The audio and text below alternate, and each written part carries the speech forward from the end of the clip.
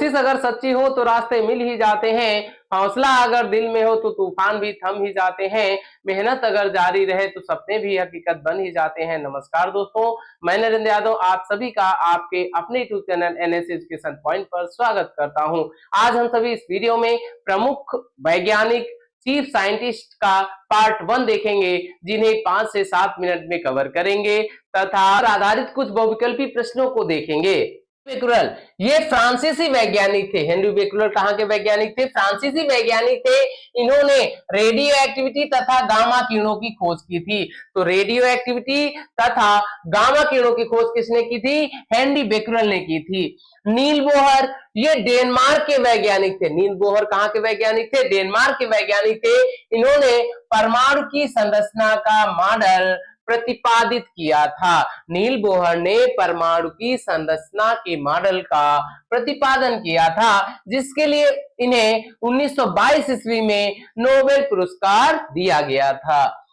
Cavendish ये British वैज्ञानिक थे। कैवेंडिश कहां के वैज्ञानिक थे? ब्रिटिश वैज्ञानिक थे, जिन्होंने हाइड्रोजन को तत्व के रूप में खोज की थी।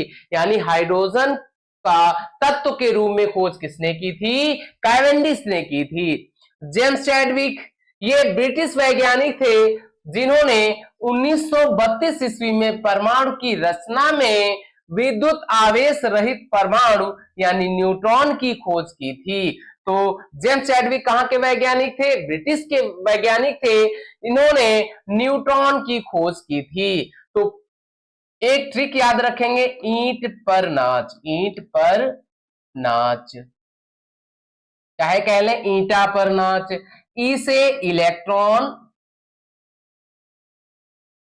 इलेक्ट्रॉन। टा से थॉमसन, थॉमसन जिन्हें कहा जाता है थॉमसन, थॉमसन। पा से प्रोटॉन, रा से रदरफोर्ड, रदरफोर्ड, रा से रदरफोर्ड। ना से न्यूट्रॉन, न्यूट्रॉन। चा से चैडविक, चैडविक। यानी कि ई से इलेक्ट्रॉन, इलेक्ट्रॉन की खोज थॉमसन ने की थी। पा से प्रोटॉन, प्रोटॉन की खोज रदरफोर्ड ने की थी। ना से न्यूट्रॉन, न्यूट्रॉन की खोज चैडविक ने की थी। जैसा आपने देखा न्यूट्रॉन की खोज चैडविक ने की थी। कॉपरनिकस ये पोलैंड के खगोल शास्त्री थे। कॉपरनिकस कहां के खगोल शास्त्री थे? पोलैंड के खगोल शास्त्री थे। इन्होंने सबसे पहले बताया था कि पृथ्वी स्थिर नहीं है और सूर्य के चारों ओर घूमती है। यानी पृथ्वी स्थिर नहीं है, पृथ्वी सूर्य के चारों ओर घूमती है, अर्थात परिक्रमा करती है। ये किसने बताया था? कॉपरनिकस ने बताया था। मैडम क्यूरी ये पोलैंड के वैज्ञानिक थे। मैडम क्यूरी कहां की वैज्ञानिक थी? पोलैंड की वैज्ञानिक थी। बाद में फ्रांस की नागरिकता ग्रहण कर ली। इन्होंने बाद में फ्रांस की नागरिकता ग्रहण कर ली थी। इन्होंने रेडियम की खोज की थी। तो मैडम क्यूरी ने किसकी खोज की थी? रेडियम की खोज की थी, जिसके लिए इन्हें 1903 ईस्वी तथा 1911 ईस्वी में नोबेल पुरस्कार दिया गया था। तो 1903 तथा 1911 में इन्हें नोबेल पुरस्कार दिया गया था। तो पूछा जाता है ऐसे कौन से साइंटिस्ट हैं जिन्हें 2 बार नोबेल पुरस्कार दिया गया? तो वो है मैडम क्यूरी। नेक्स्ट,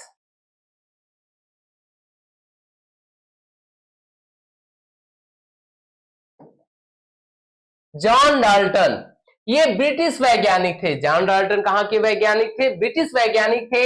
इन्होंने परमाणु के सिद्धांत का प्रतिपादन किया था। तो परमाणु के सिद्धांत का प्रतिपादन किसने किया था? जॉन डाल्टन ने किया था।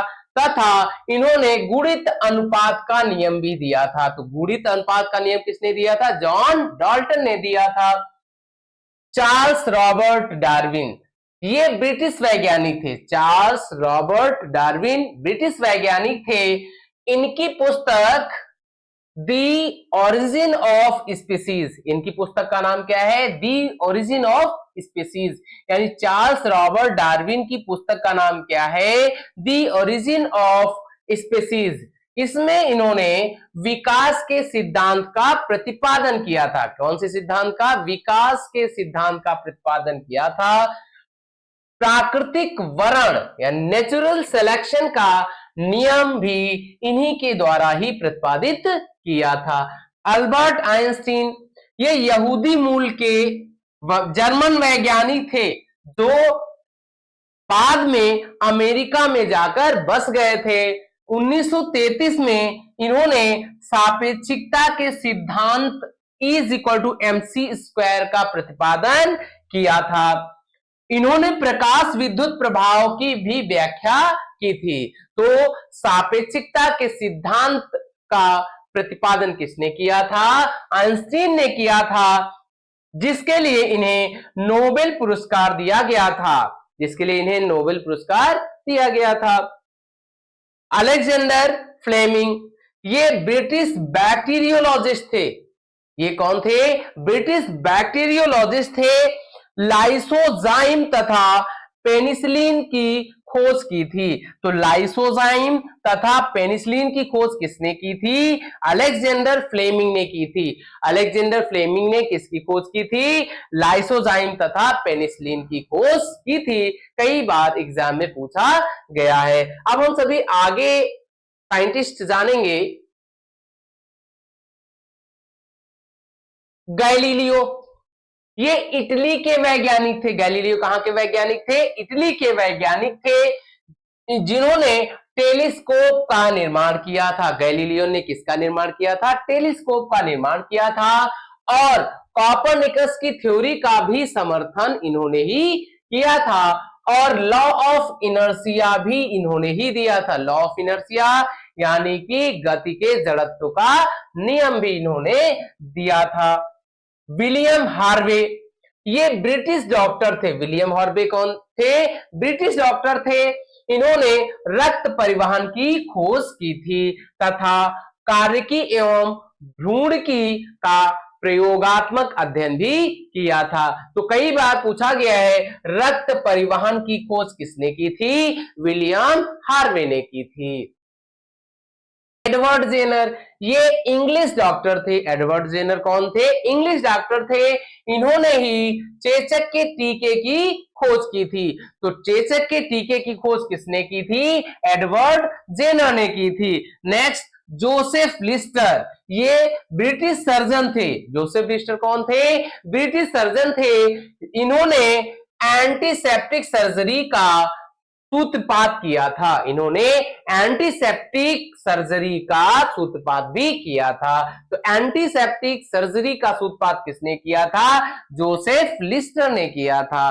नेक्स्ट जोसेफ प्रिस्टले ये ब्रिटिश रसायन शास्त्री थे। ये कौन थे? ब्रिटिश रसायन शास्त्री थे। इन्होंने ऑक्सीजन की खोज की थी। ऑक्सीजन की खोज किसने की थी? जोसेफ प्रिस्टले ने की थी। लेकिन ऑक्सीजन की खोजकर्ता सीले को भी माना जाता है।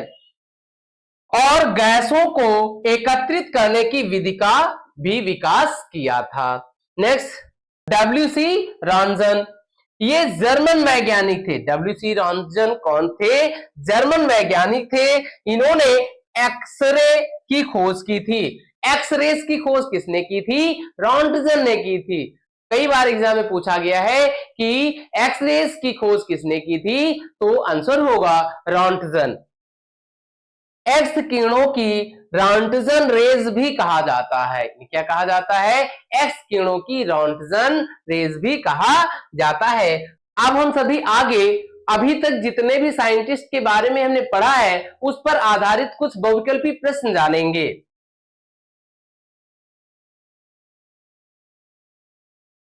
पहला बहुविकल्पी प्रश्न है परमाणु के नाभिक की खोज किसने की थी? परमाणु के नाभिक की खोज किसने की थी पूछा गया है। तो इसका ए ऑप्शन है रदरफोर्ड, बी ऑप्शन है चैडविक, सी ऑप्शन है रॉबर्ट हुक, डी ऑप्शन है थॉमसन। इसका ए ऑप्शन करेक्ट होगा रदरफोर्ड। रदरफोर्ड ने परमाणु के नाभिक की खोज की थी।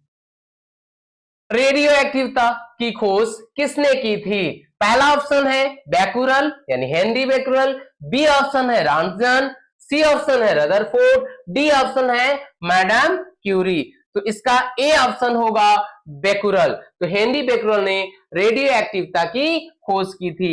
नेक्स्ट थर्ड प्रश्न है रेडियम की खोज की थी, यानी पूछा गया है रेडियम की खोज किसने की थी। पहला ऑप्शन है मैरी क्यूरी यानी मैडम क्यूरी, बी ऑप्शन है आइजैक न्यूटन, सी ऑप्शन है अल्बर्ट आइंस्टाइन, डी ऑप्शन है बेंजामिन फ्रैंकलिन। तो इसका करेक्ट ऑप्शन होगा मैरी क्यूरी यानी मैडम क्यूरी ने रेडियम की खोज की थी। अब हम सभी आगे कुछ बहुविकल्पी प्रश्न जानेंगे।